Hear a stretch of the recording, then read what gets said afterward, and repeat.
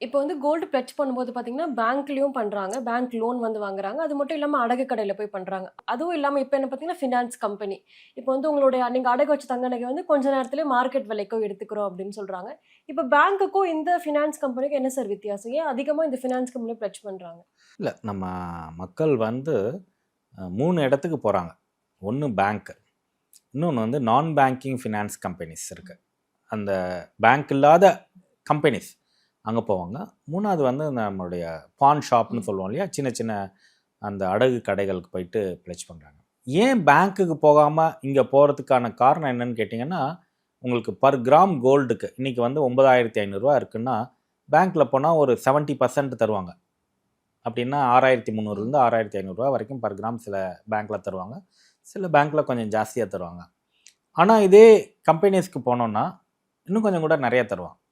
ஒரு கிராமுக்கு வந்து ரூ. 8,000 ரூ. ம். 8,500 கூட தருவாங்க. அந்த அடகு கடைக்கு போனாங்கன்னா, இன்னும் கொஞ்சம் கூட ஜாஸ்தியா தருவாங்க.